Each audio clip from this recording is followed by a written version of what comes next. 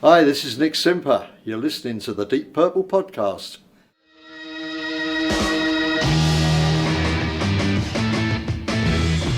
You're listening to the Deep Purple podcast, a fan podcast devoted to one of the greatest bands in rock history, Deep Purple.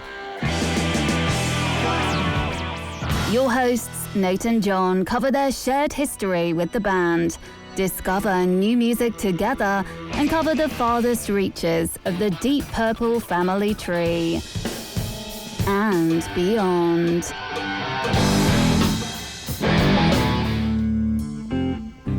Here's Nate and John now.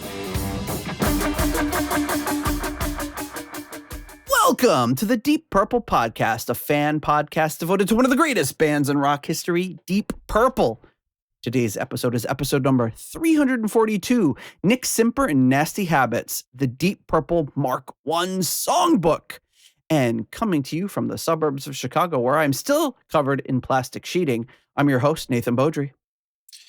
And coming to you from the suburbs of Providence, I'm your co-host, John, the snack Matola. Okay, so I'm a little behind on the... I was trying to read the text as I was finishing up walking the dog and talking with a workman, so I saw something about somebody being a snack. Are you the snack? Apparently, yeah. You're looking like a snack. Oh, well, let's just leave it at that. In our one of our text groups, we were talking about snacks, and then I turned it to discontinued snacks, and then you're a discontinued snack. Not me. Talking about like old, like actual snacks that are discontinued. Like Steve brought up freeze-dried ice cream. Oh, yeah. Ice cream. They still make that. We go to the Air Zoo in Kalamazoo, and they have... freeze-dried ice cream, yes. It's like the freeze-dried ice cream sandwich, and then they have the little Neapolitan ones, too. Yep. So, yeah. They still make it. And he said, I brought up the Reggie bar, which was from the late 70s. Yes. The peanut butter bar named after Reggie Jackson. That's right. It had him slugging a baseball on the... It was like, yeah, he was like... And then Steve brought up Bit O Honey. Yeah, that Bit O Honey was not as good as the Reggie bar. It's kind of awful. And then I said Space Food Sticks, and then he brought up freeze-dried ice cream, which also he brought up with the Museum of Science, which apparently they have kept around it seems like shape or form. I don't know if it went away at one point, but maybe it came back and it was like, maybe it's retro now, or maybe it's always just been there. But I feel like the place that we get it is like one of those like kids science museums. Yeah. It's like the only place you could probably buy it now. And they've got a big like astronaut suit out front. Yeah. I'm sure that there's some version of it that is just bought there for the obvious reasons. So Scott's mentioning the Bun Candy Bar. I don't know about the Bun Candy Bar. When we go to New Hampshire every year, I see it. Yeah, Pops likes to get the what the hell is it called? The oh man, how come I can't remember now? It's something that's like it's not you don't find it everywhere, but it's certainly not discontinued. But it's been around since he was a kid. So it's definitely not a what's that Oh man, I can picture it too, and I'm like, I can't. Is it that one? The Score Bar. That's like the toffee one, yep. Which actually they still sell some places, but that wasn't it. Those are good. They stick in your teeth, but they're good. Yeah, I actually ran around looking for it. I think it was like last winter because I had a recipe which was admittedly a little dated, which called for particularly a Score bar for the kind of like toffee component, chocolate and toffee to crumble it. Yep. And I could have gotten any other one, but that has a very particular flavor. So I think I finally found it at like Walgreens or something. It was like very unexpected. My mom used to make a trifle with the crushed up Score bar in it. I remember that. Back when my mom was trifling. You can go on. I'll find the one that Pops likes because thank you for joining us on the Defunct Candy Bar podcast. I'm your host, Nathan Beaudry, and this is John Matola with me. He's looking up research on the what was the one with the yellow, malum? No, the one that had all the different, like there was a vanilla one, a chocolate one, a caramel one, and a coconut one. Yes, and it was yellow wrapper. We should really have. I wish Mark and Pete were on the live stream here. This would be perfect for them. Yeah, it's too bad they were on yesterday, but not today, because they would have it for sure. Or Mark was anyway. So yes, thank you folks for joining us. We are the Deep Purple Podcast, and believe it or not, we don't run ads on this. Nobody wants to run ads on this kind of. Actually, the sad thing is it's very easy to get ads on your show, but we choose not to because we're 100% listener supported. So we keep the show ad free. So if you're listening to this for free, it's because of the support from our great patrons. And if you're listening to this for free, it's because they are able to do this and support the show, where we don't have to rely on advertisers. You don't have to hear about ball creams or Chumba Casino or I got just a really weird shit that we talk about. That's about it. I got one today. Oh no, yesterday when I was listening to Pot of Thunder, and they're all like locally generated, and it was about do you have like basically it was like, do you have a loved one who has a gun and is crazy? Like you can have the gun taken away from them. And I was like, ooh boy, some sort of Illinois law where you can, it's like, I don't know, an intervention or a restraining order, so you can separate them from their guns so they won't kill you. I was like, this is freaking grim. But wow, Jesus. Yeah. So has your loved one lost all their money at Chumba Casino and they're erratic? You need to take the gun away from them. You can use this law to do so. But yeah, we're not doing any ads on this show. You can support us on Patreon or PayPal or Cash App or Ko-fi. Super thanks on YouTube, whatever you want. Any way you want to send us money to help support the show, keep the lights on, we'll give you your credit on the show. You can do so. And as a patron, you get access to our patrons only Discord channel. You can access our ratings spreadsheet. You get invites for live stream episodes like this one. It's an early morning one here. We're trying to do some early morning ones for our UK and European listeners. You also get links to submit rankings for our album rankings episodes. The next one coming up, of course, is our Burn episode. Get us your rankings by December 1st. And then you get access to our Too Hot for YouTube Forbidden episodes. Well, this one still says banned. I'm going to have to change the show notes. So yeah, if an episode gets banned on YouTube, we'll put it on Patreon for you. And yeah, so speaking of patrons, at our in memoriam tier, we have the wonderful late Gerald, Jerry, Kelly, and family. At the $25 Uncommon Man tier, Ovis Nakfi, Purple Maniac.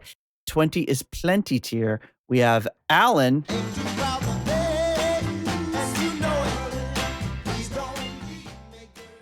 At the $10 good £10 good doctor tier, we have Dr. Mike Catan.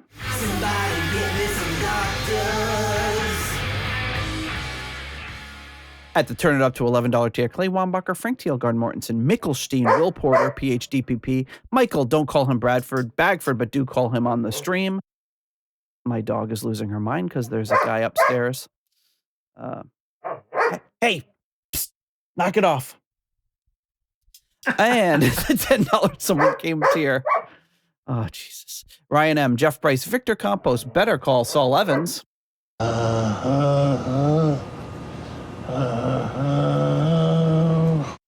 And Peter from Illinois. And at the Deep Thoughts by John Matola tier, Fielding Fowler. And now, Deep Thoughts by John Matola. I think he's full of horse shit. Oh, that's a good one. And our Hall of Famers. Oh, Jesus Christ. Rich Young I'm almost wondering if I should just use the YouTube feed or the Zoom feed to cut out her freaking barks. Maybe. Yes. So we have, of course. In that case, my last my last thing wouldn't make any sense to anybody. That's true. Jorg Planer and Norman Weichelbaum, thank you so much to all of you for your support of the Deep Purple podcast. Okay. Then we also have, like I said, our Deep Purple Burn episode is coming up. So you can check that out. Make sure you get your rankings in. And that's what we got right now. So we're here today to listen to the a live show from Nick Simper and Nasty Habits. And we've got some experience with this, right? You've heard Nick Simper with his band doing with Nasty Habits, which is like not necessarily his band, but it's a band like that backs him up. But you've heard their stuff, right? Yeah. I've I did sorry. I listened to some excerpts like back before we interviewed him or had him on the show. Mm-hmm. And I remember thinking that some of those songs, like you never hear them. So hearing them updated, like having, heard somebody do them from within like the past like several years, it was really cool because they actually held up really well. They're pretty heavy. Like I think it was Bird Has Flown. Yep. Maybe. I just remember that like, that was heavy on the album, but hearing it live, I was like, yeah, that's really like a cool song to do live. Yeah. So nice to hear him, pull out those gems and dust them off and revive them. Yes, for sure. So he's got this band on drums, and I apologize in advance. Probably going to get these names not exactly right. Peter Berkusik, who actually played with Ginger Baker and the Cream Revival Band. But if he's a drummer, I don't know how he played with Ginger Baker. So that needs more research. But apparently he did. Guitar, Christian Heisenberger, also played with the Cream Revival Band. And then on keyboards, Helmut Puskaker. And on vocals and percussion, Christian Schmidt. Who's on bass? And on bass, Nick Simper. It'd be great if they Simper. It'd be cool if they had like a different bass player, and then Nick Simper could just be like the guy in the Mighty Boss Tones that just dances. Well, they wouldn't be lying. It would be Nick and the Nasty Habits. He just wasn't playing bass. Yeah, and they could do all ska versions of early Deep Purple songs. Oh, geez. That would be great. All right, so before we continue, by the way, I was very excited when you started reading the patrons because I finally figured it out. Sky Bars. That's the one. Yep. Those are the ones that like Pops loves them. Those were like a white and red package, right? No, they were a. No, it was the yellow. It's the one I was talking about. Yeah, the yellow pack. Yeah, the one with the different segments was yellow, and it has like the red writing with kind of a blue background behind it. But it's it has like each section has a different filling: caramel, vanilla, peanut, and fudge. And it was one of those like been around since the 30s. Discode, some other. Probably been the company's been bought 15 back. times, and just they just keep. It's like Twinkies now. They just keep passing along. You own Twinkies now. Hot potato, no backsies. But it's one of those where it's like I don't know if you could walk into like a CVS or something like that and find it. But whenever we're in New Hampshire, there's like one kind of small general store that has a small candy section, and they have like the nostalgic candy and they carry that. And, my dad's always just like, like, and when I've gone up without him, he's like, oh, pick up like a handful for me and I'll pay you back. And I'm like, you could probably just get those anywhere if you look hard enough. It's not like it's exclusive to just that. Yeah, but I don't mind. But you have to keep the magic alive. Like, I'm finding it in this special place. Yeah, but it's like, I'll bet you that, it's still around, but it's, he still likes them. It's nostalgic, but I like the idea of having like a little different surprise in each segment. I think that's still a good concept. There's a chain around here called Rocket Fizz. I don't think they're based here, but they have a few locations, and every time we go there, the kids want to get it, and they've got like lots of crazy candy, like gross, disgusting candy, and like the place, like everything you could possibly imagine. In fact, it's where I got my Golden Girls button. Oh. I guess it needs new batteries. What was that? Was that Blanche sneezing or something? Okay, time to change the batteries on the Golden Girls buzzer. But yeah, they have like those candies that you think like were discontinued, and so I'm sure you could probably find one there, but I don't remember ever seeing one. But they've got just giant jelly beans and like disgusting sodas. Like there was like a was it an enchilada flavored soda? Just absolutely. Ugh. So the kids spend all their money on it and drink one sip and then say, "Oh, this is gross." You know, that's what kids do. So Nick Simper, back to as one of the best segues I've ever done. Speaking of gross enchilada soda, Nick Simper. Nick Simper. So he was doing these shows, and our old pal Jerry Bloom said, "Wouldn't it be great to record some of these and put something out?" So Jerry Bloom is listed as the executive producer on this. He kind of worked with the band and everything to record these shows, and I did talk to him over the weekend just about like, oh, hey, you know, like I know I'd seen you involved with this before, but I didn't realize you're executive producer. What did you do? So he talked about how they did this tour between Austria and Switzerland, and they were on a bill with Bernie Marsden, which is kind of interesting. So the plan was to record the first two shows in Austria. Jerry flew out there and with his sound engineer, and then woke up that morning to hear that the sound engineer was stuck and all the flights had been canceled. Now, I don't know if you remember this, but do you remember this was 15 years ago when that big volcano erupted in Iceland? I think so. And it like basically had this cloud of smoke and debris and everything, and they didn't want to fly anything through it because there could be little bits of whatever, pumice or whatever in the air that could damage the plane engines and all that.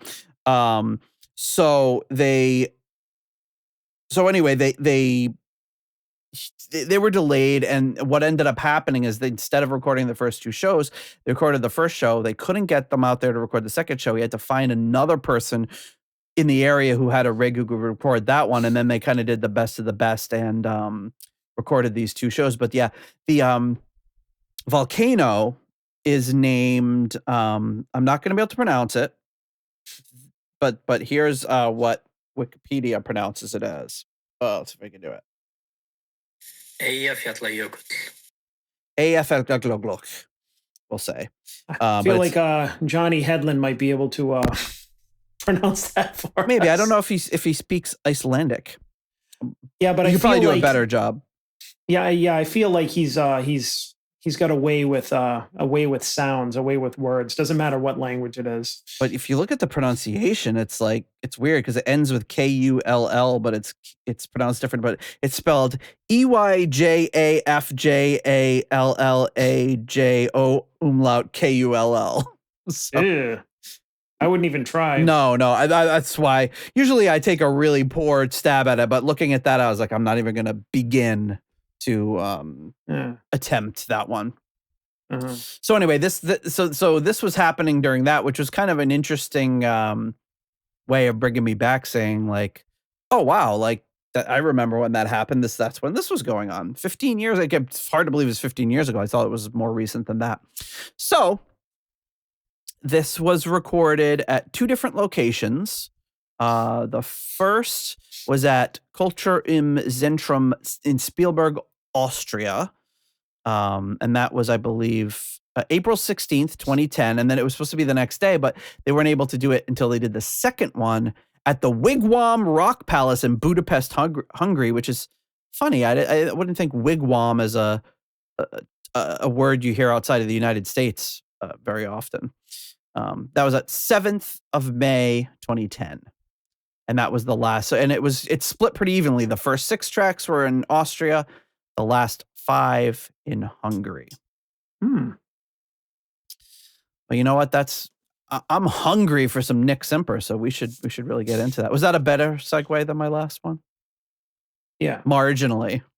Well, I mean, it made more sense. Gross sodas. Okay, Nick Simper. Gross sodas. I don't know. Maybe we should split it up like we did our live stream yesterday. Yes.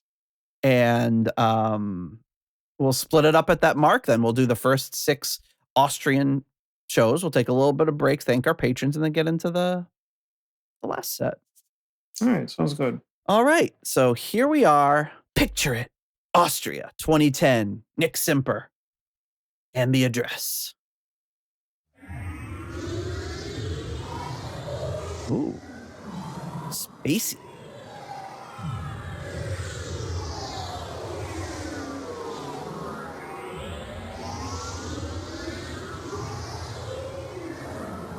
So here's the cover art.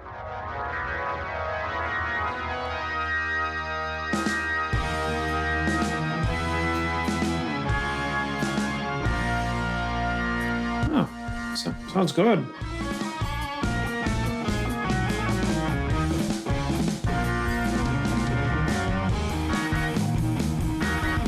Yeah, it's cool hearing it in a modern setting.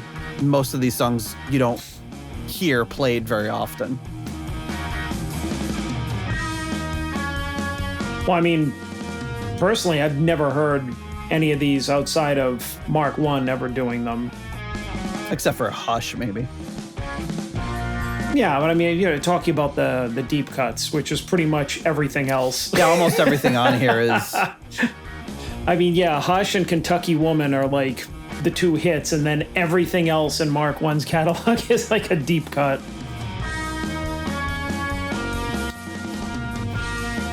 Nick's really like laying down a cool line in the background. I don't know if that's the original bass line. I don't remember hearing that on the original.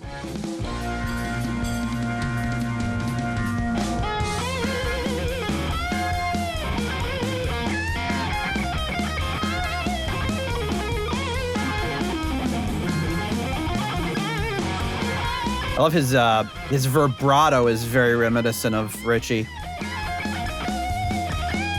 Of the early Richie. It's like early Richie, but slightly corrected. Well, yeah, I can tell the guitar player is also kind of, he captures a little bit of that, like, chaotic solo energy without it sounding like the falling down the stairs. And without some of those bends that are a little... Oh. Ugh. I don't know what he's playing. It looks like a Kramer or something. Let's see what this guy plays.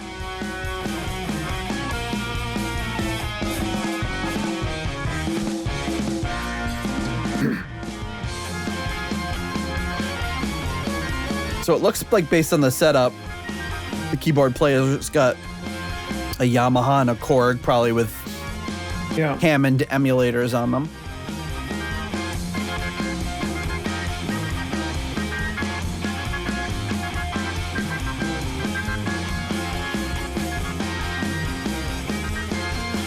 And I believe this picture on here is from the first venue, because I looked up their website and it looked like that lighting looked like very, very similar. But not a huge place.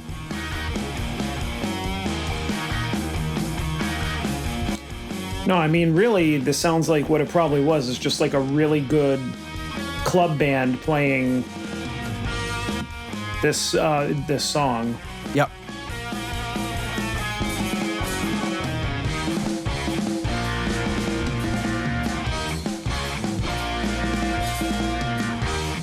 Recorded pretty good for a small show, too.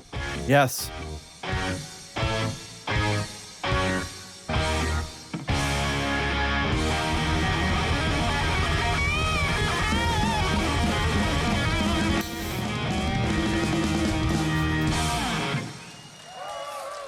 Yeah.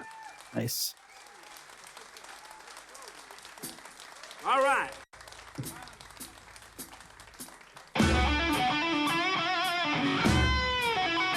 So Into the Painter, which is pretty awesome.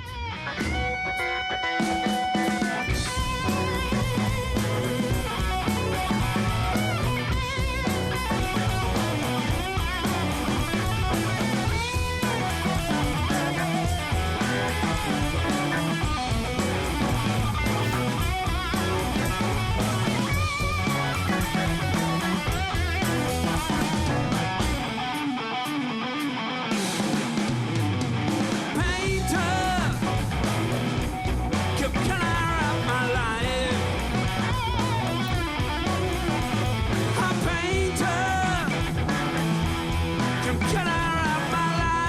like the vocalist. He's very he's in that same family as Rod. Yes. Same style of it. It's not like he found like a style of vocalist that was wildly different. Like he has a very similar kind of tone and way that he's singing that's very Rod-like. Which I like. I like that. I'd be interested to hear more stuff that he's done, because I mean, I'm pretty sure he's Austrian and he's coming across sounding like 60s Rod Evans. Like, that's pretty amazing. I mean, my guess is like, he's probably doesn't sing a lot in the higher register, like not a Gillan type of vocalist, but what do you call that lower? Like what was Rod, like a baritone or whatever you call that? I don't know what you'd technically classify him as, maybe.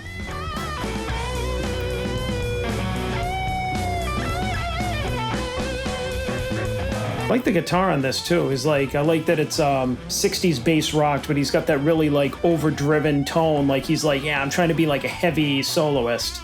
Yep. That fits this all very well, so it's not bland.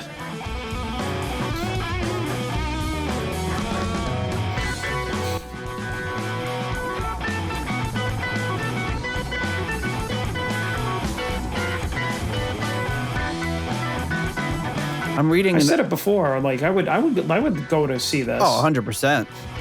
But they really only play like Central Europe. I wish. It's funny that they don't seem, and maybe I'm wrong, but it's from the look of it, I don't even think they even play the UK, which I would think they would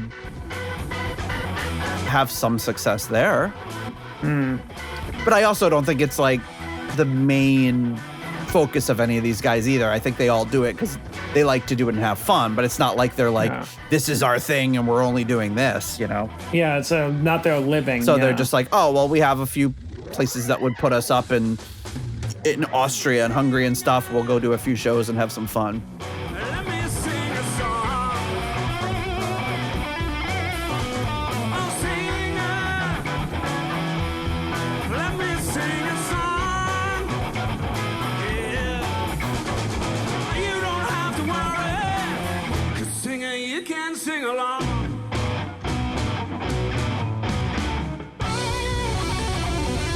So I'm reading a little bit about why people lose their accents when they sing, and I understand part of it is like you're just mimicking the exact sound somebody's making.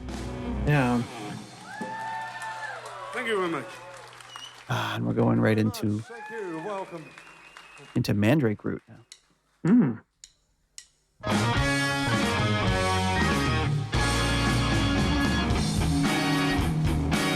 It's probably easier to sing without an accent when you don't know the language, because you're not going to say the word that you know.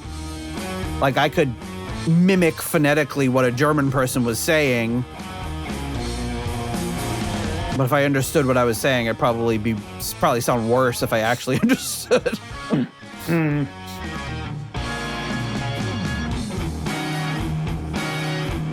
And I say that fully well understanding I've butchered many a German word on this, but reading it's a little different than repeating what you're hearing.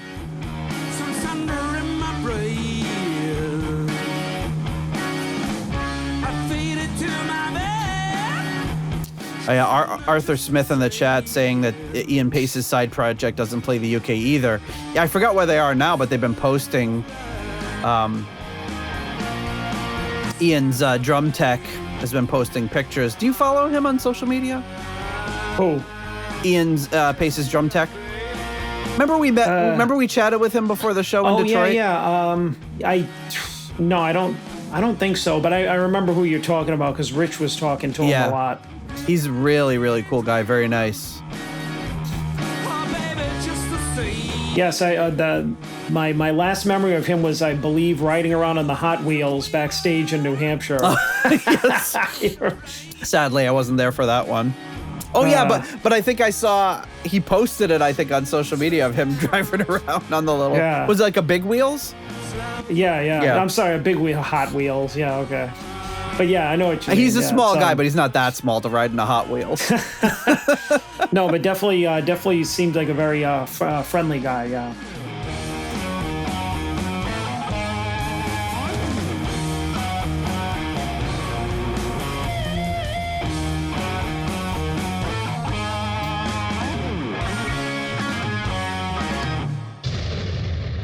Ooh.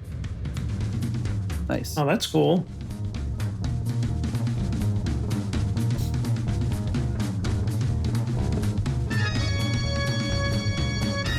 Nice little Nice.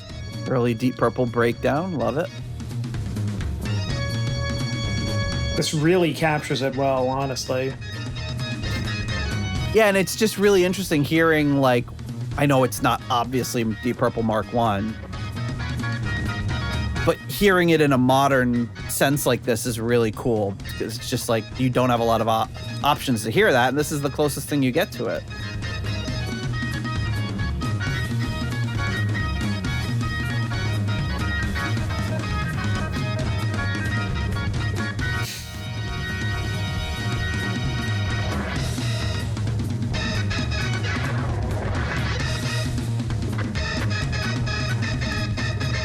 Yeah, I agree. Great organ sound, Scott said.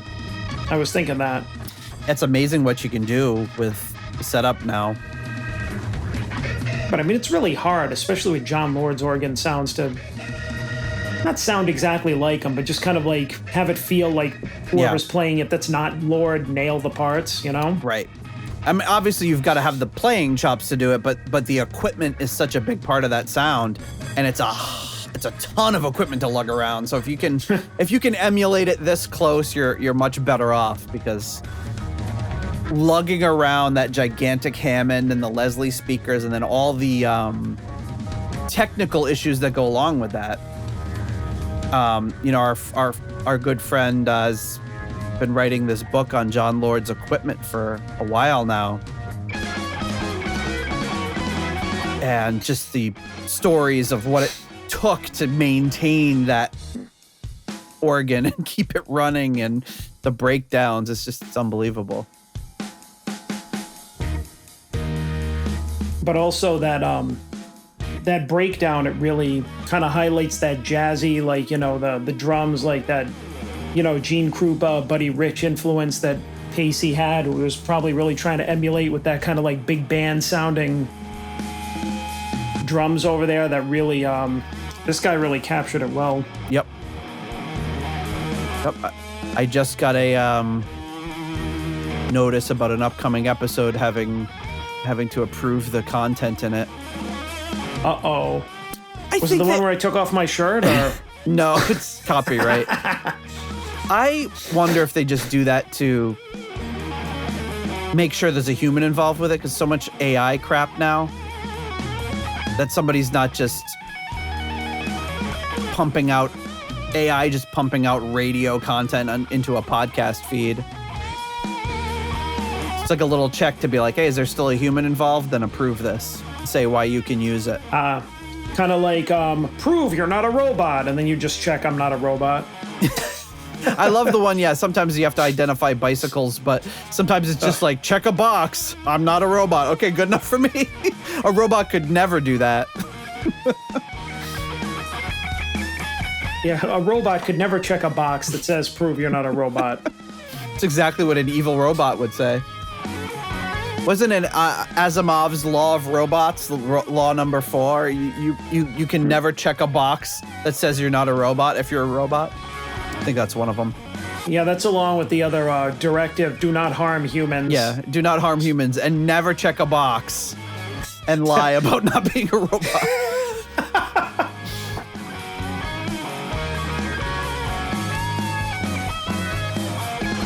So I feel like that part kind of went off into a different, you know, they kind of did a solo section that was their own a little bit. Yeah. I feel like that transitional part they played a little stiff. Da-da-da-da-da-da-da-da. Yeah. Yeah, see? instead of beedaloo, Scott, beedaloo, yeah. Scott just said the same thing. It was a da-da-da-da-da-da-da-da. A little like, staccato, yep. Yeah. Well, like, you know, a little too stiff.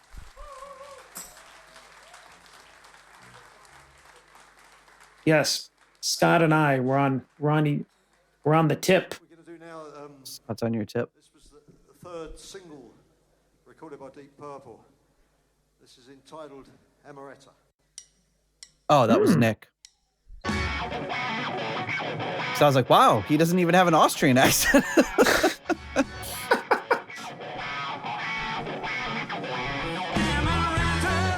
This is a great track. It's a shame it wasn't on one of the records. No, this is cool. I mean, this is reaching in deep. Just doing a non-album track. Yep. I always loved this one too. Yeah. I thought this was a good one as well.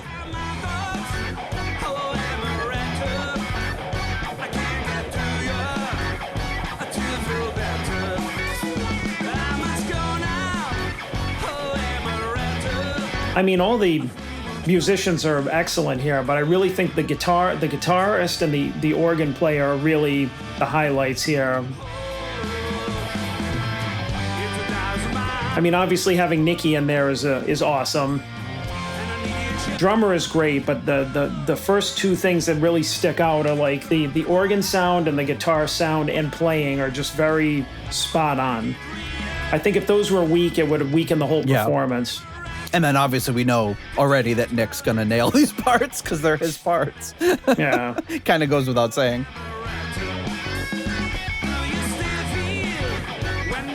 The drums sound good, but that snare is really compressed. I mean, not necessarily in a bad way. I think it's difficult hearing the music with such a modern drum sound. I don't want to say difficult, that's the wrong word. It just sounds like so new, but that's the kind of the cool thing about it is you're hearing them.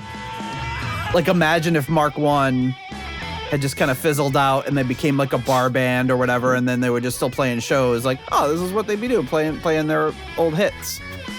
Yeah. If they hadn't continued like on a different path.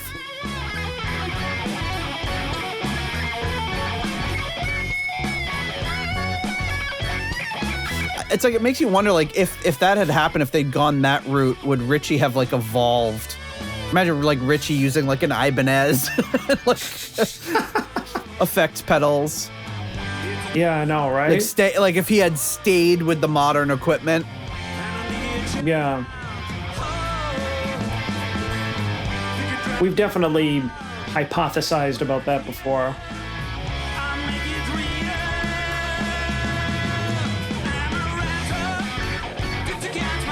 They've got this groove down so good.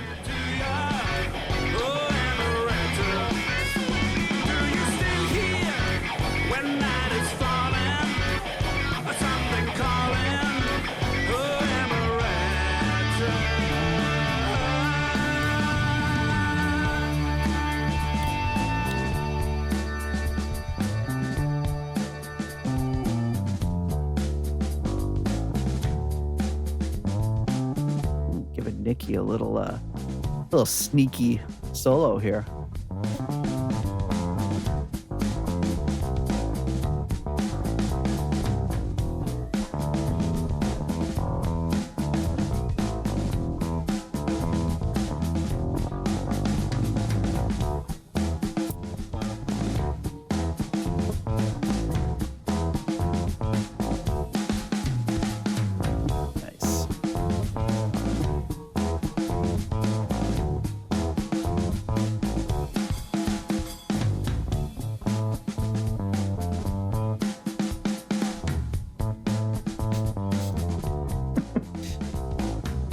Hey, Mr. Bassman. Yeah. So running.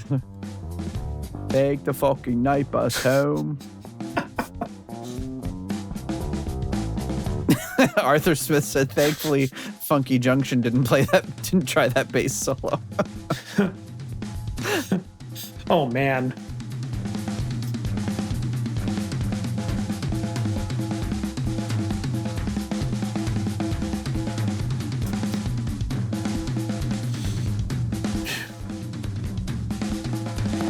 I like it sounds like he's got a nice soft touch on the drums too. He's not, which is very much in keeping with like Pacey's style.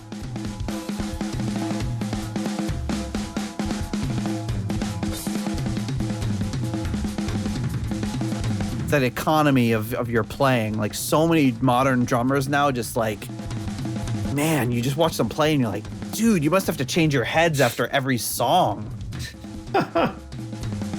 It's like those drums owe them money or something. Like, just back off a little. Right?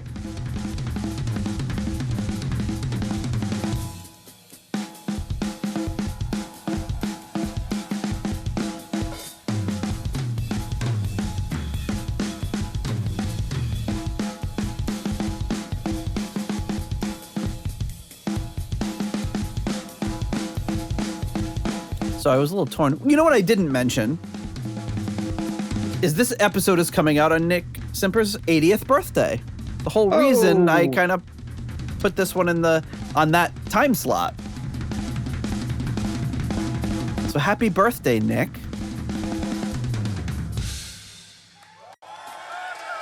And Nick Simper and I share a birthday, although You're much younger.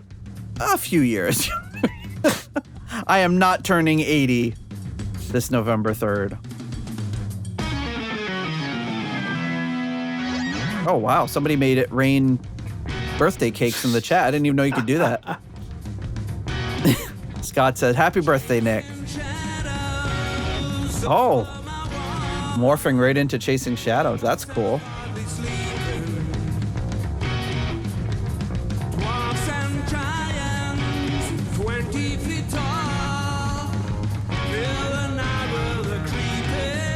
But the reason I bring that up is because I just pulled this up. There's been a few shows where Don Airey has joined them on stage, and there's been a show that they did with the Don Airey band, because I was weighing a few different options for the Nicky birthday episode, but we'll have to come back to it another time and see them playing with the Don Airey band. So you see like Simon McBride, Nick Simper, and Don Airey on the same stage.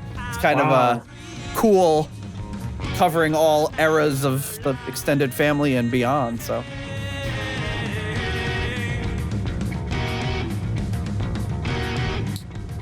Yeah, I again agree with Scott. The drums do seem weird. But I also think it's because you don't have all of the percussion that was in the original version, which I'm used to hearing that song that way. I also don't like the way he's singing this. This is probably the first, like, weak track for me. Yeah. It is like, he's singing it very nasally. And the drums sound very subdued. I'm used to them being way up front. Get on the all I'm asking. Oh, yeah, I can see. I think this is the first like one where you're really kind of hearing the accent come through. Yeah. It's a tough one to do. Yeah. I like it. I just don't think there's a way you can... Because I don't think Mk1 ever played this live that I'm aware of. Maybe they did.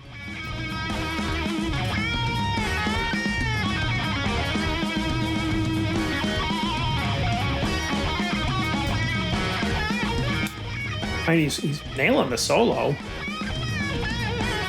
Yeah, he's really getting that wah and that like old, which is funny because you look at him, I'm still trying to figure out what that guitar is, but it's a modern guitar. But he's capturing that sound and that energy and that feeling and the wah and all that. It's...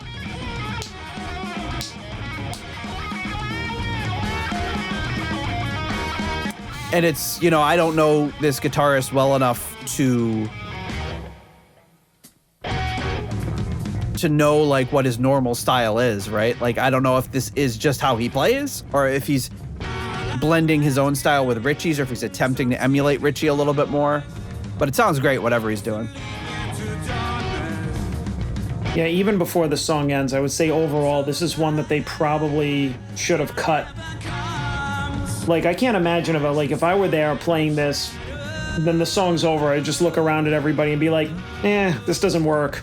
doesn't work live. Let's skip it and play something else. But that might be, if I'm correct, which I could very well be wrong, that might be why the original band didn't play it, you know? Right, but I don't know. It feels very obvious to me that the song isn't working live.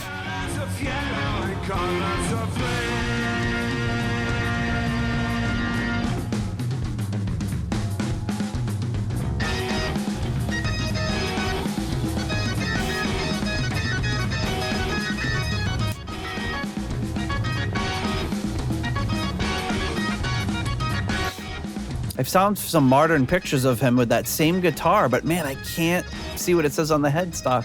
He's got really long hair now, the guitar player. Huh?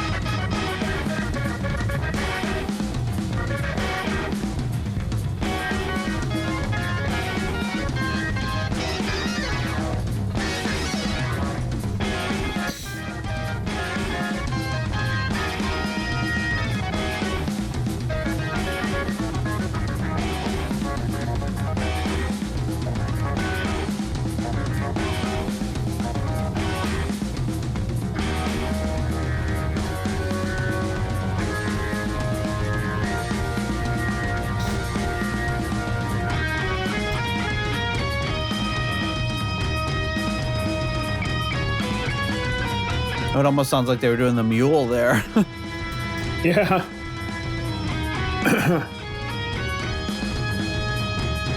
They just break into getting tighter. Haha.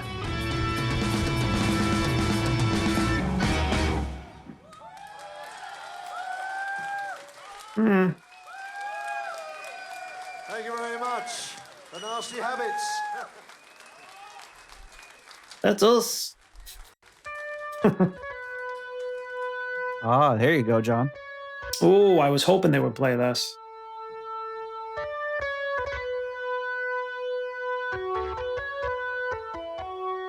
John not sold on Chasing Shadows, but we'll see how he does with La Leña. So I've been looking this up for you because I know it's bothering you. But the Christian Heisenberger, it looks like he may be playing an Ibanez style super strat. Okay. Does that help? Yeah, I've been spending this entire time looking. Let me see. It could be, but that headstock looks different. It's like a reverse headstock. It's like when you see like one of those reverse, like it's like a lefty headstock on a righty guitar. Maybe.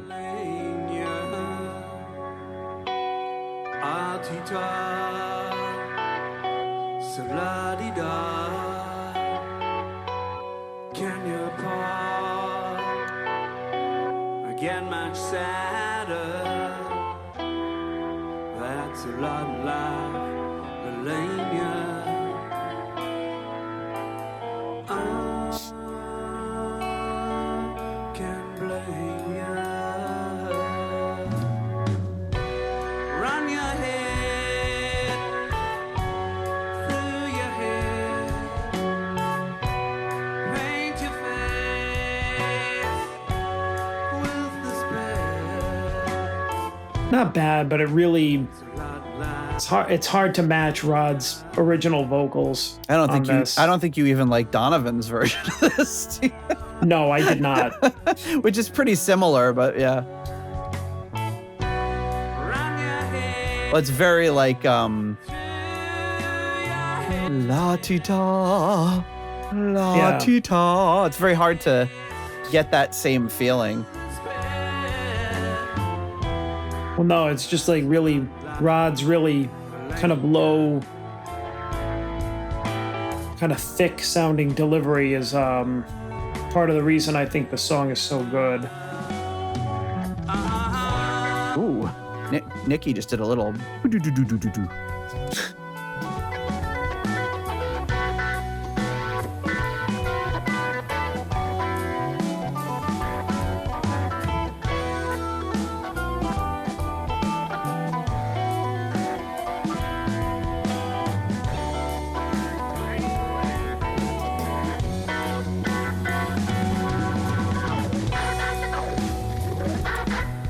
Wow, that's a really cool sound to it. That like when he's going across the keys sounds very, very authentic. Let's keep it straight and to the point. Heisenberg. Oh, was that you? No, what was that? It wasn't you? No, what was it? No. Oh, did you hear you didn't hear it? No. Oh. Well, no, I heard something. Yeah, I don't know what it was. It sounded like a video or something started up, but I didn't do anything. I thought maybe you like looked something up on your phone and it started playing a video. I mean, it wouldn't be the first time it happened. No, probably not. Well, I mean, you too. Or there's times where you've looked stuff up and like the ads have started playing. Oh, it's the worst. Yeah, this guy has more of that folk sounding like Donovan version vocals, which I didn't really like. I just like that like Rod being like 1 inch away from the mic, just kind of crooning into it sound. Yeah, that's true. He does have a very, very upfront sound to it like this, you know? Yeah. Except imagine this sounding good.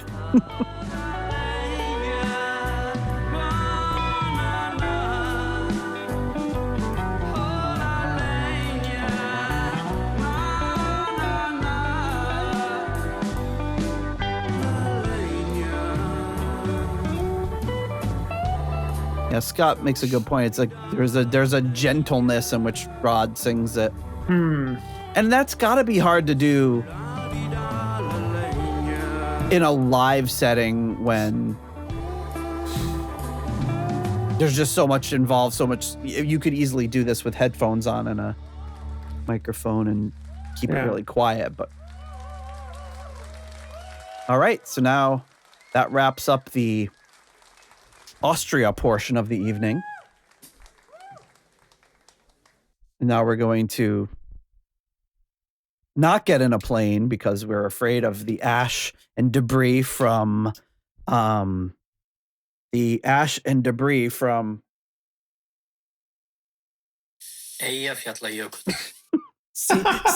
They're going to think I said that. And we're going to go. I don't believe that that's how you pronounce that. I'm just going to say that. That's all I heard. It's like that scene in Spaceballs. There's like, he's pronouncing it. It's like, no, I was just clearing my throat. Okay, so now we are patrons before the other. Yep, we're going to thank our other part. Next level of patrons, which of course I don't need to tell you. But our core level patrons coming in at the $6.99, the Nice Price Plus tier. I wish the Nice Price had a jingle. I don't think they ever had any ads on TV. Oh, John's abandoned me again. Last time he did that, I asked him a question and he didn't answer. We're going to thank Spike the Rock Cat's Ghost and Sugar Tea at the episode $6.66 tier. We have Steve Coldwell. And on the chat, we have Arthur Smith. Getting support from the patron Arthur Smith. Anton Glaving. Pain in the glaving. And Charles Meadows at the $6.65 Almost Evil tier. We have Kenny Wymore and Richie Sucksmith. At the 70 Norwegian Kroner tier, we have Kai Runa, Yes, I'm Norwegian Olsen.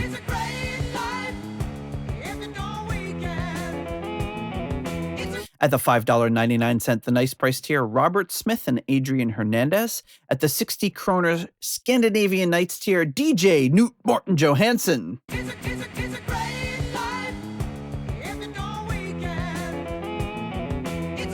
At the £4 Lucy 4 tier, we have Duncan Leask.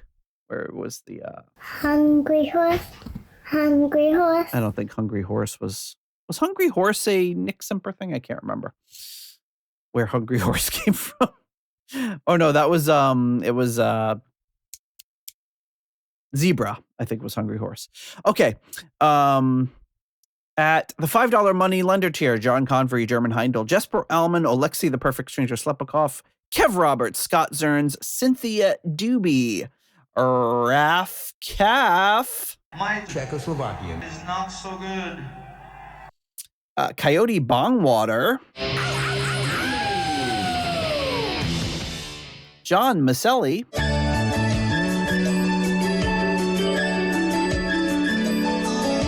Well, thank you, Carl Sagan. Sarah Sanders, No, Kelly Clarkson! and Jelly Bean. We also have Evan Robeson, Purple Swede, Swede?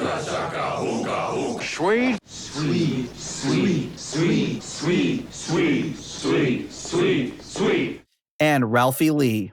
And I'm not a rich man, and I'm not your friend, Rich, either. Thank you so much to all of you for your generous support of the Deep Purple podcast. Sounds like you like hung up the phone on her. He's like, I'm not a rich man either. And Yeah, that was not my. I did that a little too quick. sounds like he was in the middle of talking. You're like, I'm bored. And you bored just with hung you, up the Ralphie. phone in the middle. I still don't know. Hung up the phone. It's still that's got to be Steve doing the Ralphie voice, right? Sounds like Steve. I don't know. I mean, this is this mystery is like it's kind of gone into a lull right now. So it's we'll hopefully generate some more mystery for the Ralphie. But I'm going with Steve. as the voice. I think it's a collaborative effort, but it sounds like it always makes me think of Steve when I hear that. Okay, so I will put there's a promo interview and things for this that I'll put into the show notes that's on YouTube. And also, if you have the CD, as I do, it's behind me covered in plastic. When I ordered it, it was cool because I didn't know, but it came in autographed. So that was kind of a cool surprise. But there's a 20-minute documentary about the making of this on that CD, and I haven't been able to find it on YouTube. So definitely check it out if you have the CD. It's pretty cool. So here we go. We're moving on to the Wigwam Rock Palace in Hungary on 7th of May, 2010. So here we go.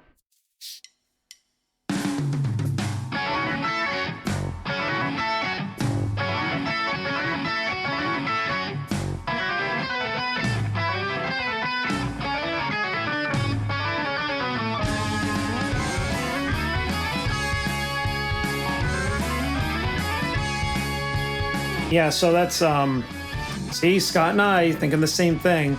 I don't. Yeah. See that.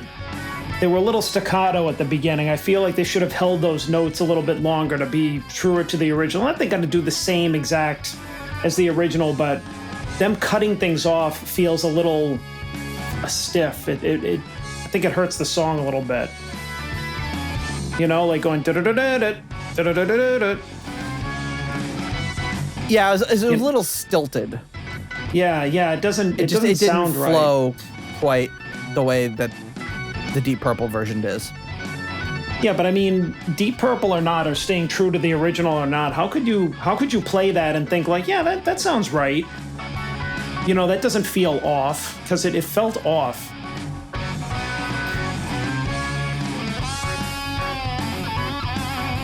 Hell yeah.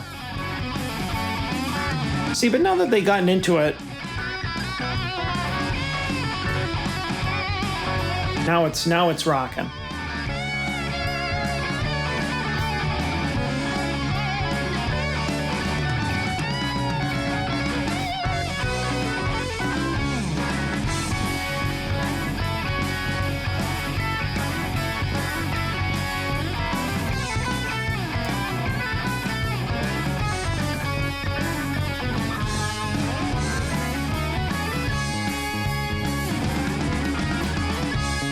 Rod's really grooving back there. Nikki. Maybe Rod was maybe he was like working as a roadie for them. He's in the back dance. He's like, yeah, these guys rock. Could you imagine though, even back then though, if like Nikki and Rod were able to teamed up and able to do this? I mean, I'm sure that because of all the legal stuff, maybe Rod was never going to be able to ever again, even a capacity like this. But it's nice to think about. Yeah, I mean, I'm sure there'd be no harm in him doing it, as they're not branded as Deep Purple. But he's probably like, I'm not taking my chances with anything. I'm just one of the nasty habits. What are you talking about? He's just, oh, my name's Blood Blevins. I'm just an admirer of the band. my rock solid Rod Evans impression. I don't know. I mean, it'd be funny. You just went up on stage wearing like a lab coat. I'm just here. I'm the band's medic, just in case anyone has any episodes. Well, you know, he was like, wasn't he? He was a doctor after that or something. He's, Rod, you don't have to wear that on stage.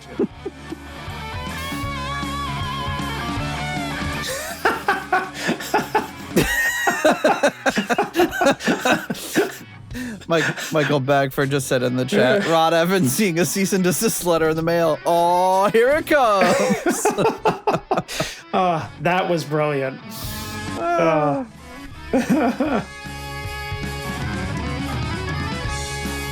was listening to that the other day. Little Captain Beyond. Can't go wrong. Scott is reminding us that I think the thing we do if we do our telltale thing when we're doing an impression is we go, Mer. I'm Rod Evans. It always starts with Mer. I don't know why. We've always done that. Yeah, I don't know. It's kind of like a sarcastic sounding thing, but it's... I'm Rod Evans, see? It's curtains for you. Yeah, I watched a movie the other night with Edward G. Robinson in it. There you go. Maybe that's why. Oh, it looks like we're going to get a little extended organ solo here. One of my earliest vocal influences, Edward G. Robinson. Break it up, see?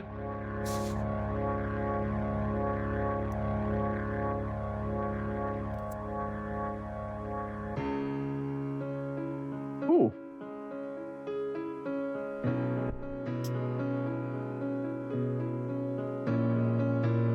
Wasn't expecting that.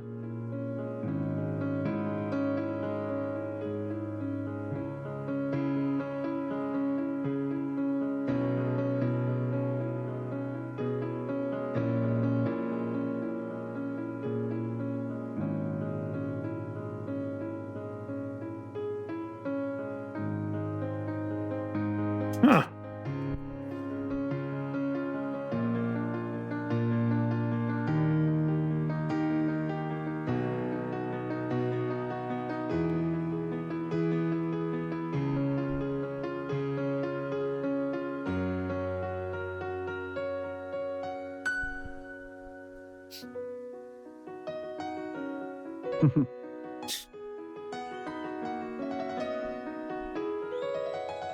I mean, very John Lord-esque, to throw in something of this manner to a solo. Yep.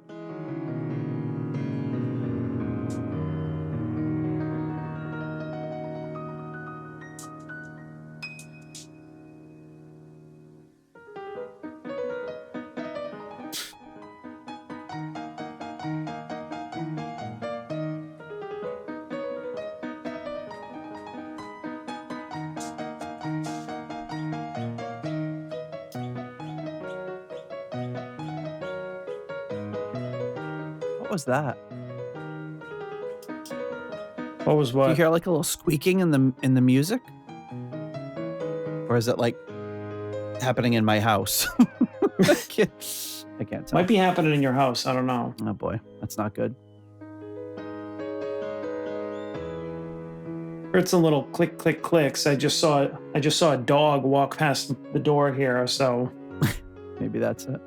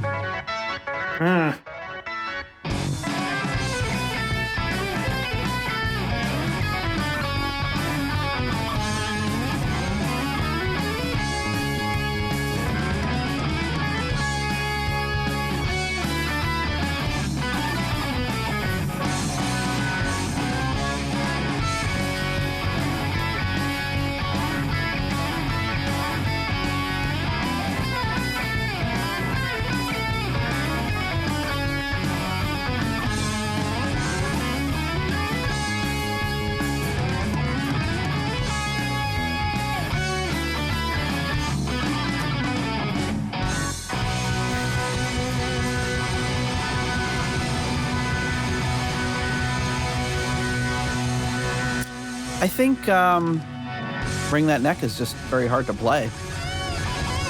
yeah, I was gonna say that could be it too. I mean, there are things that are deceptively easy sounding, and maybe that kind of run of notes is just hard to kind of nail the way that, like, Richie and John nailed it. You know? Yeah. Or wrote it. Helmut Pushaka on the keyboards.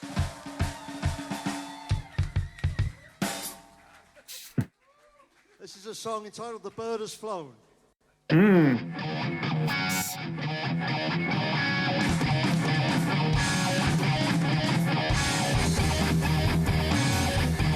Yeah.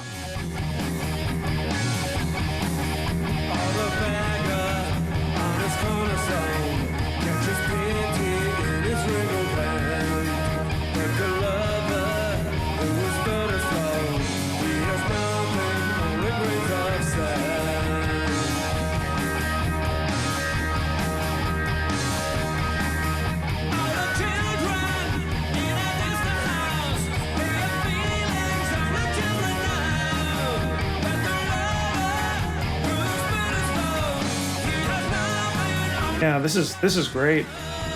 It's really heavy.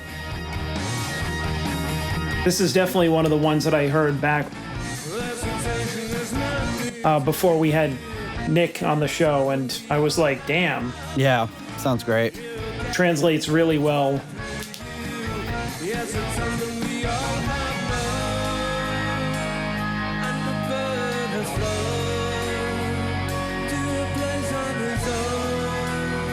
He's wise not to.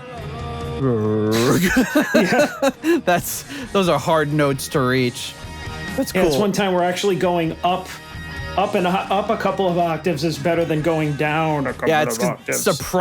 Gets surprisingly low. Didn't we listen to it like not too long ago, like even Gillan was struggling to get down there? Yeah. And he can go. Gillan has got a pretty good low end on his voice for someone known for singing so high.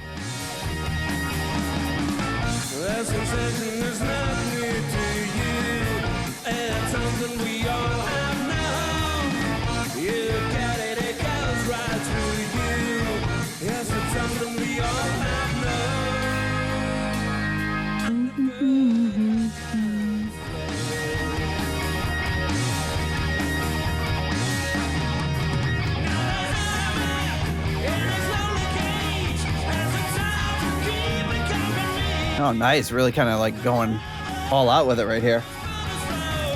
Yeah.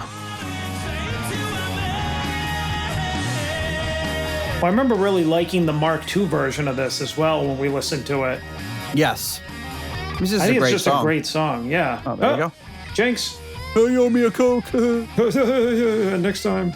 Do they say that in the UK? You owe me a Coke? When you say the same, I don't know why anyone owes anybody anything when that happens, but I don't know if that's just a US thing. Maybe it's something like you owe me a kipper.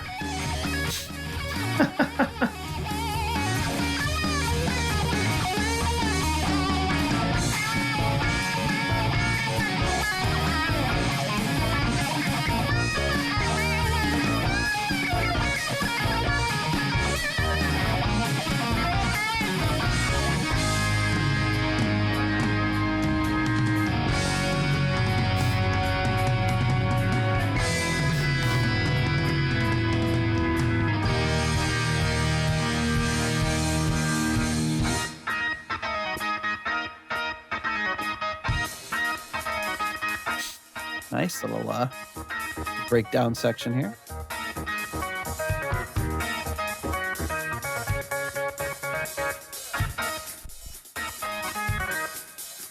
Nice.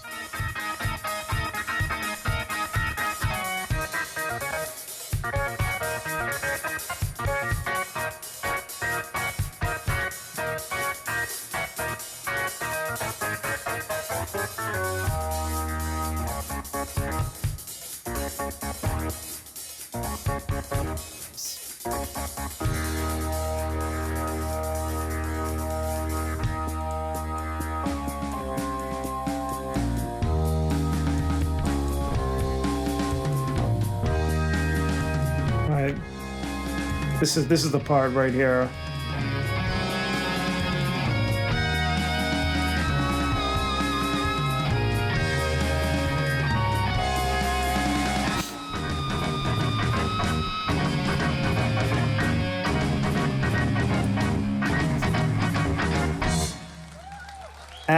They biffed it. You think so? Thank you very much. At the end, yeah. That end is very like it's a very slow build and Deep Purple's third album. It's the hell? called White Sorry. Rosemary.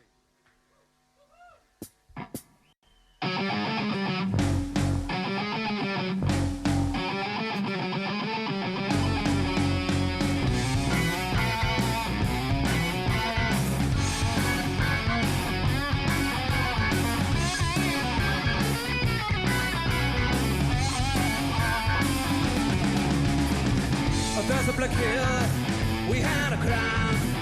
Everything beneath, but nothing a man.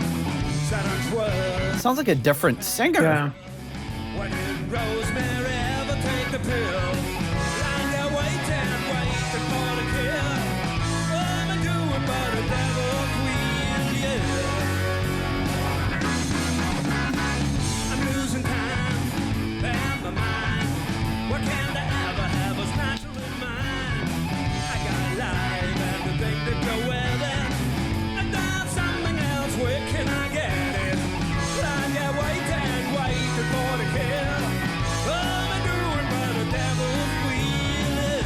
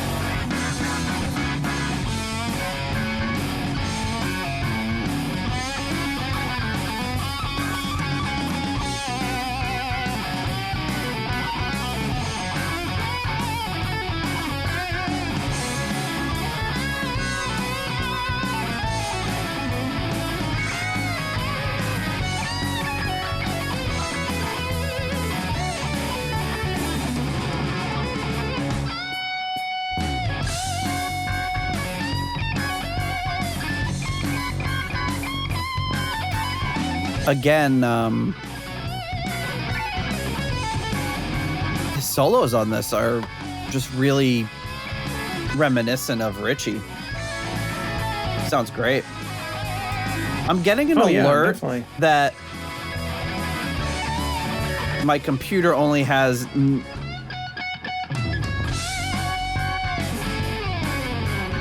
don't know how much time that is. I think it's Did you telling me update? I have 9,878 days, 50 hours, and 20 minutes of disk space left. Oof, that's a relief. Well, it's telling me that, like, it's a bad, like, I'm going to run out of space, but I have almost 10,000 days worth of recording space on my hard drive. Did you update since yesterday? I did. I had to run that update last night.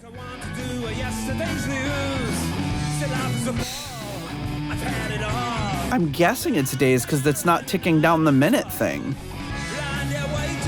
Scott's asking when we started measuring in days. I think it's because so much freaking disk space.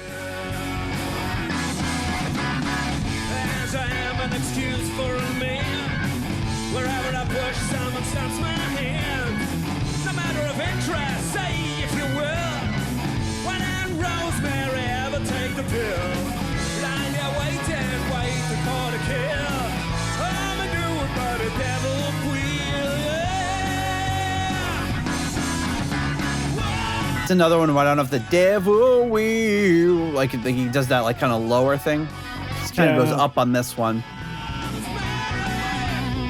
Ooh.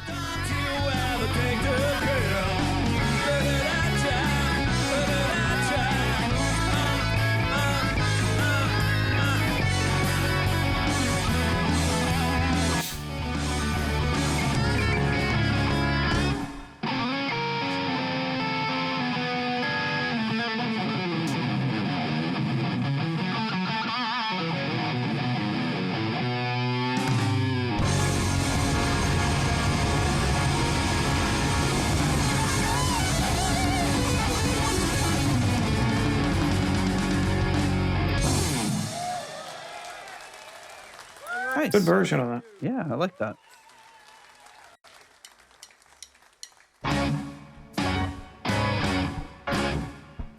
Oh, here it comes.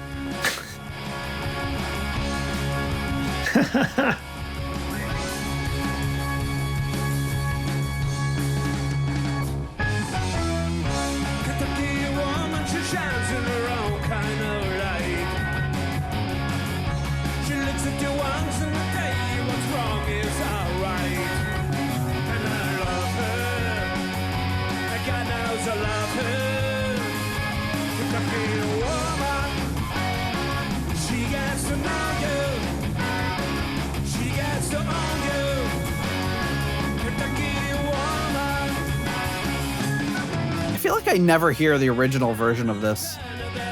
Maybe it's just because I'm a Deep Purple fan. So I only ever really hear the Deep Purple version. Oh, yeah. I don't know if I've ever heard the original of this. Or Hush.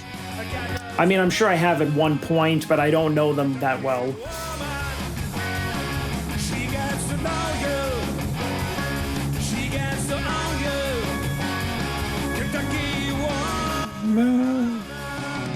Kentucky woman. I could the earth beneath my feet, a gently touch. A coastal girl and life is sweet and good. There ain't no doubt. I'm talking about a woman. She gets to know you. She gets to own you. Kentucky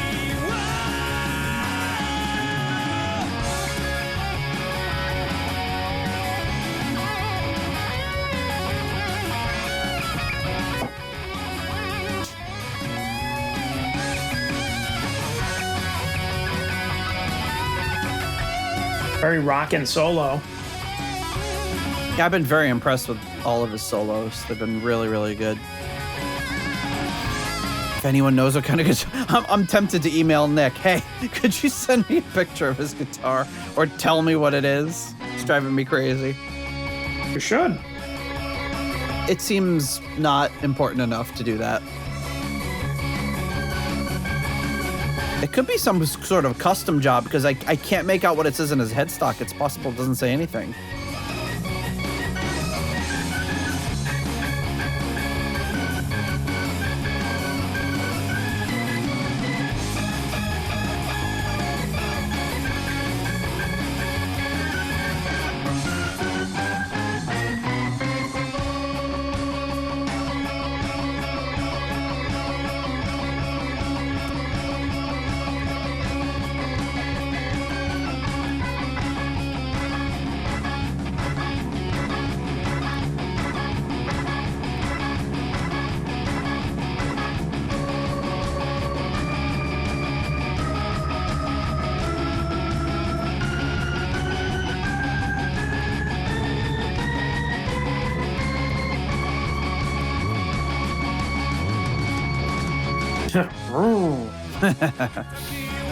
We love it, folks. Hey, there's nothing to hate about a good bass slide. No, it's almost never the wrong thing to do. Maybe if you're playing like at a church at somebody's memorial service or something. Maybe you'd lay off of that for a little bit. Other than that, almost always right. And I will put it this way. If there is a memorial service for me and there is a bass player, I'm giving you my okay to do any bass slides you want. Fair. It's the way I would have wanted it. No, this is your record right now of saying that is the way that you want Exactly. Yeah, write this down, episode 342.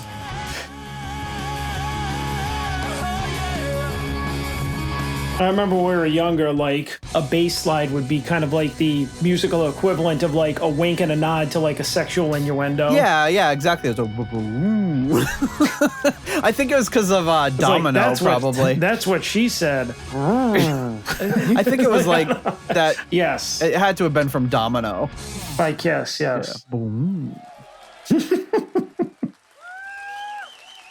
Nice. And of course, the closing number. Thank you. Thank you for coming. Thank you very much. You guessed it.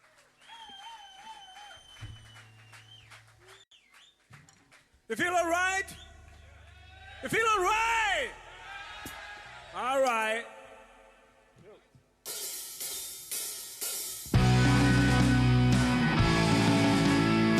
He tried. You feel all right? And they're just like, you're trying to rile up the wrong age group here, okay? I'm not actually. My back. Well, my back. Well, my neuropathy. Oh. I mean, Nikki was only 65 when they did this. Still. But they did it, back, I think, in April? They were out playing again. I mean, that's awesome.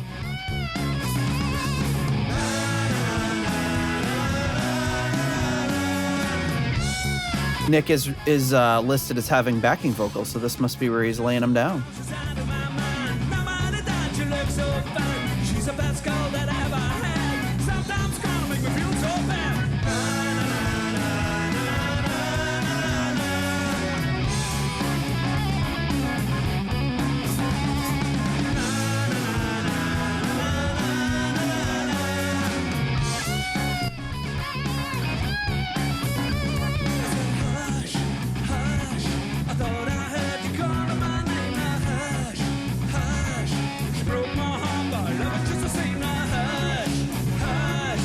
Ooh, that was a nice little.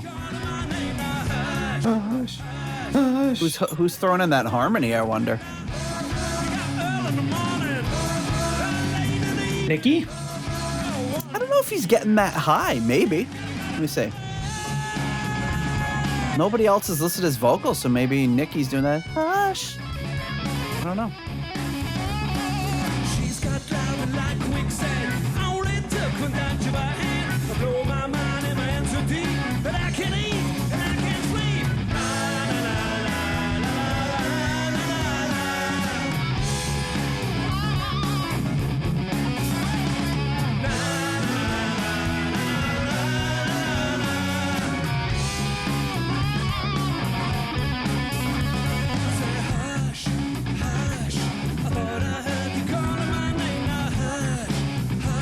Let's see if he does it again. I don't know who's doing that. Maybe.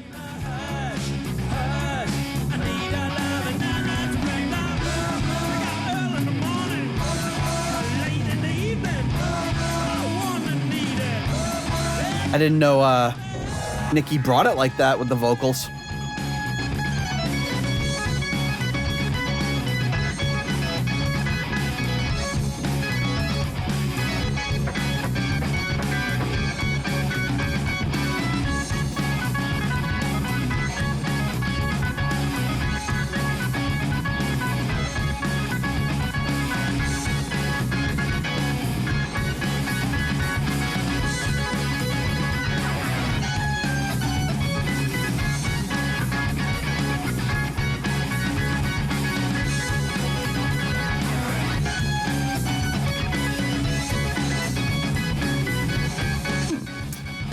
Scott saying the vocalist is reminding of a Ronnie Romero on this one.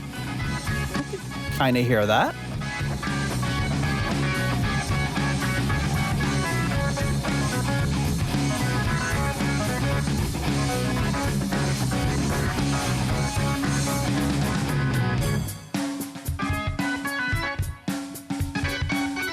It's like bringing funky drummer all of a sudden.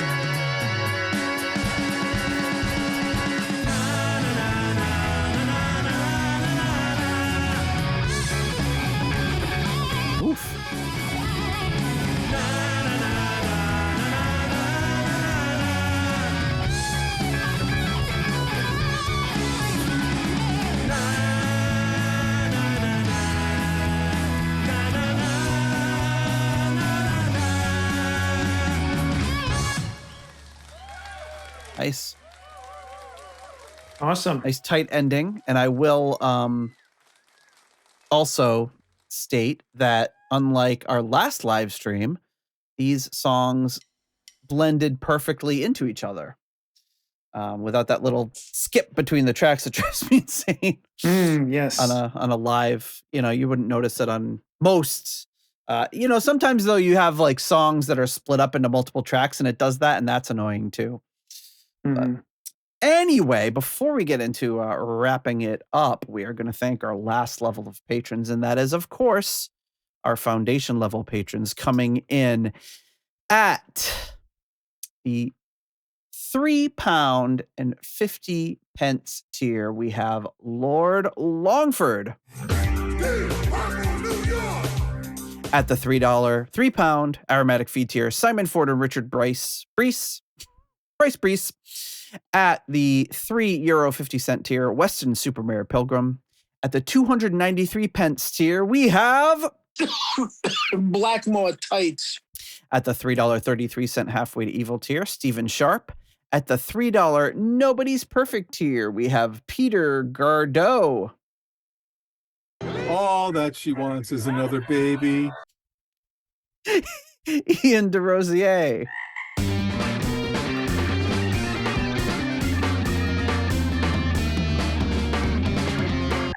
Mark Roback.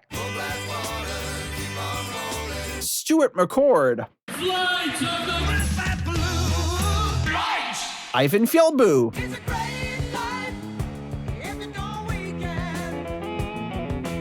Runar Simonson.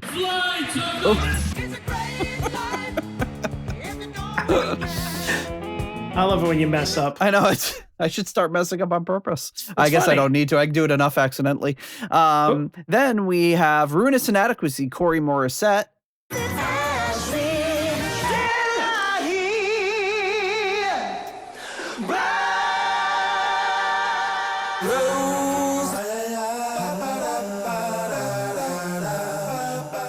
Joe Dopefish Sigler. We have Adam Cork, Tim Wood, Steve Down to Earth Kohler. Make your love. All right. Michael, Matt R, and Lizus Christ Superstar.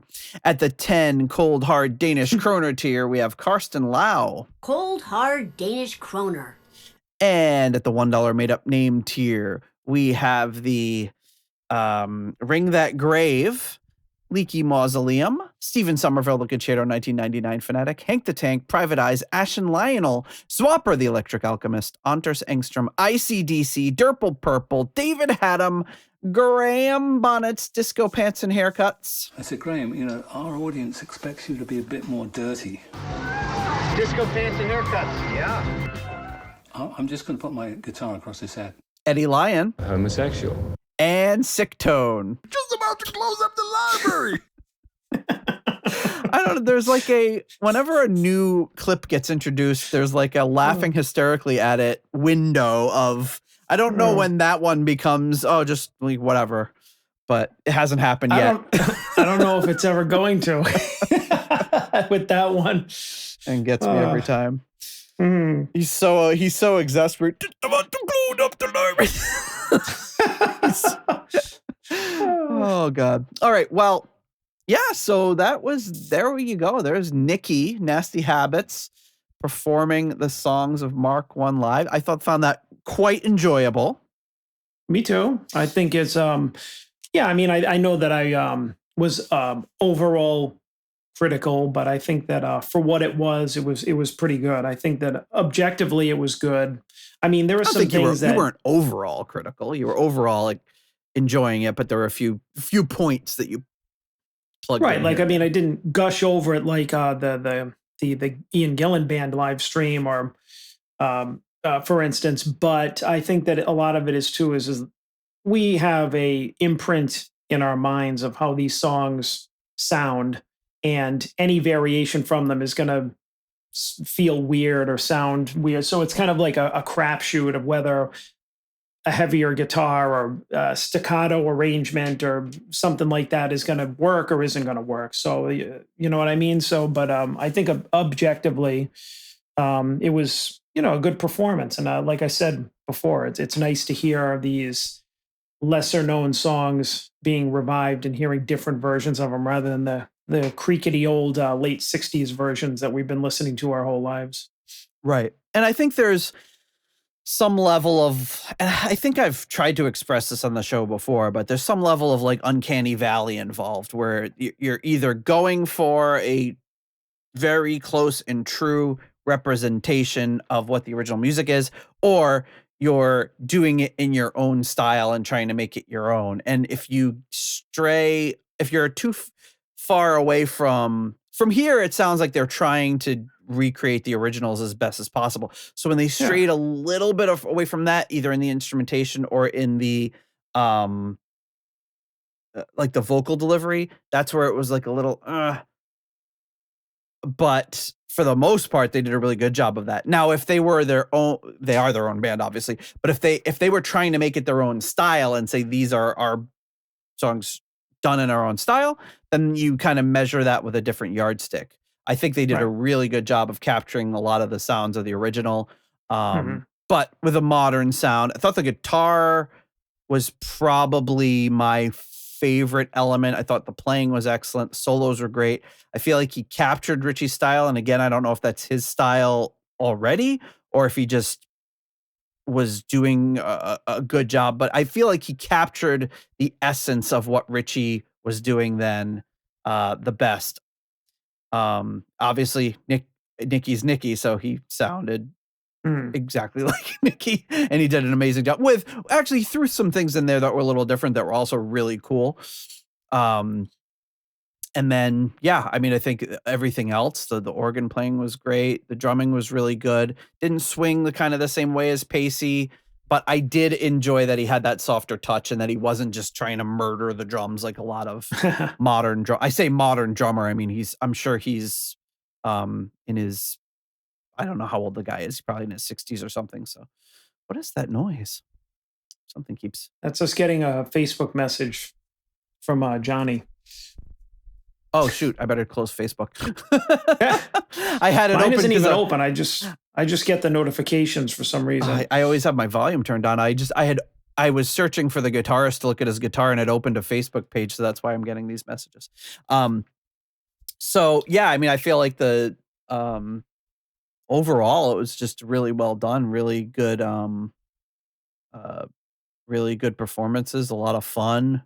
I mean, I would say, like, regardless, I would say that if this were to come to our area, I would there's enough interest in that I would definitely go see it. I mean, the songs of Mk1, original Deep Purple bass player, small club, like what would not be cool to go see this live? Like I 100% would. Oh, for sure. It would be awesome. But if they haven't played the UK yet, I don't know if they're going to be coming. That'd be great if they're going to be playing Pawtucket next week. Well, I'm just saying, like in a scenario where if I were able to see this, then I absolutely would. Oh yeah, regardless of whether it's realistic or not, which it's not for me. But well, and how great would it be seeing one of those shows, which I don't know if they're even going to happen anymore, but these guys opened for Don Airey, who was doing the greatest hits of Don Airey, going all the way from, through Rainbow. And I mean, the set list on that was pretty incredible. Doing all of his early stuff, his Rainbow stuff, his Deep Purple stuff. So you'd get this kind of Deep Purple night with 3 members at least of Deep Purple. And of course, I think the last time they played, Simon wasn't in Deep Purple yet. So, but yeah, that would be a pretty cool show to see. But I feel like it's not a show that's got American audiences are not probably going to pack it in for that sort of thing, whereas they did pretty well in Europe. So, even though this era of Deep Purple was the most popular in America. So yeah, there you have it, folks. Mk1 Songbook, very enjoyable. I've had that one in the hopper for a while. And what better day to celebrate it than on Nikki's 80th birthday and my birthday. So yeah, celebrate Nikki. Celebrate me. Celebrate Nikki by becoming a patron if you haven't yet.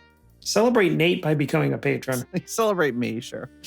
By becoming a patron and getting access. Who knows? Maybe this one will get banned on YouTube and you'll have to watch it on the Patreon. That'd be interesting if it did. Blocked by YouTube. Too hot for YouTube, man. Hopefully John didn't have a nip slip in this episode. But no, my shirt's all the way on. All right. Well, that's it, folks. We will see you next week.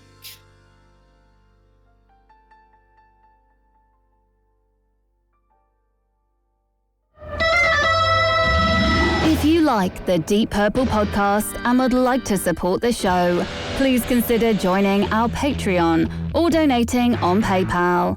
Patrons get full access to the podcast, Discord server, ratings, spreadsheets, and live stream invites. You can also leave us a 5-star review on Apple Podcasts to help new people discover the show. You can follow the show on Blue Sky, Facebook, Instagram, or Threads. You can also check out the website at deeppurplepodcast.com for show notes and more. Contact us via email at John or Nate at deeppurplepodcast.com. Thanks for listening.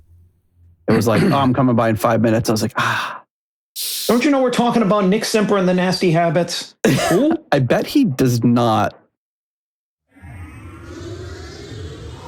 The first law is as follows. A robot may not harm a human being or through inaction allow a human being to come to harm.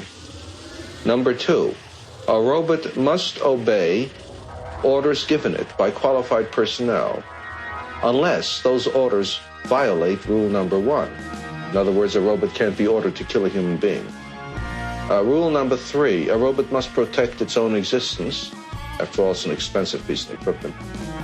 Unless that violates rules 1 or 2. A robot must cheerfully go into self-destruction if it is in order to follow an order or to save a human life.